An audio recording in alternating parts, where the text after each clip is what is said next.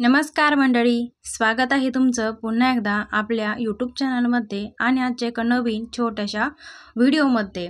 मंडळी, आज आपण कढीपत्ता जास्त दिवस टिकण्यासाठी काय करावे, हा कढीपत्ता कसा ठेवायचा, कसा टिकवायचा किंवा जास्त काळा पडू नये म्हणून काय करावं, या टिप्स मी तुम्हाला या व्हिडिओमध्ये देणार आहे। त्यासाठी व्हिडिओ अगदी शेवटपर्यंत नक्की बघा। मंडळी, रोजच्या स्वयंपाकामध्ये आपण स्वयंपाकघरामध्ये भाजीमध्ये हा कढीपत्ता वापरतो। कढीपत्ता आपल्या शरीरासाठी खूपच बहुगुणी गुणधर्मी आहे। कढीपत्ता हा केसांसाठी पण उत्तम असतो, पण आपण जेवणामध्ये भाजीमध्ये हमखास वापरतो। तर असा हा कढीपत्ता जास्त दिवस टिकण्यासाठी मी तुम्हाला इथं माहिती देणार आहे। त्यासाठी व्हिडिओ अगदी शेवटपर्यंत नक्की बघा।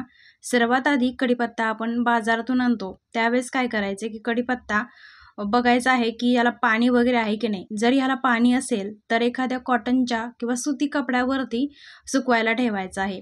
त्यानंतर काय करायचं, एक प्लास्टिकचा डब्बा घ्यायचा आहे। जो काही तुमच्या घरामध्ये डब्बा असेल प्लास्टिकचा किंवा काचेचा असेल तर अतिउत्तम, पण मी इथं प्लास्टिकचा डब्बा घेतलेला आहे।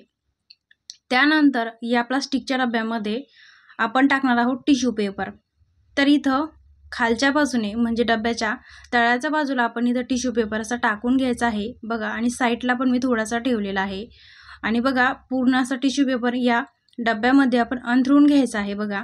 त्यानंतर काय करायचं आहे की कढीपत्ता जो आहे तर कढीपत्त्याची आपण इथं पानं काढून घेणार आहोत। तुम्ही जर फ्रीजमध्ये जास्त जागा लागते त्यासाठी आपण काडी सगट किंवा ही कढीपत्त्याची जी दांडी आहे यासोबत सुद्धा ठेवू शकतो। पण काय होतं की नंतर हा कढीपत्त्याची पानं गळून जातात। त्यामुळे जर अशा प्रकारे जर तुम्ही स्टोअर करून ठेवला कढीपत्ता तर नक्कीच 8 ते 15 दिवस आहे तसंच राहतो, काळे पानं पडत नाही किंवा खराब सुद्धा होत नाही। त्यानंतर बघा, कढीपत्त्याची उलटी बाजू म्हणजे जिकडून आपण कढीपत्ता तोडतो अशा बाजूने उलट्या बाजूने इथं कढीपत्त्याची पानं आपण काढून घ्यायची आहे बघा। म्हणजे वरच्या बाजूने असे खाली असे पानं असे काढून घ्यायचे आहे। सर्व पानं एकसारखे निघतात बघा, आणि कमी वेळात छान असे पानं निघून जातात। तर कढीपत्त्याची असे सर्व पानं ह्या डब्यामध्ये आपण टाकून द्यायचे, काढून घ्यायचे आहेत। आणि त्यानंतर ह्या डब्याचं आपण झाकण लावून घ्यायचंय। झाकण अगदी पॅक पाहिजे किंवा बंद पाहिजे, जेणेकरून ह्याच्यामध्ये पाणी जाणार नाही। फ्रीजमध्ये आपण हा डब्बा ठेवणार आहोत, पण काही वेळेस ना लाईट जाते, त्यामुळे फ्रीजमध्ये पाणी होण्याची शक्यता असते।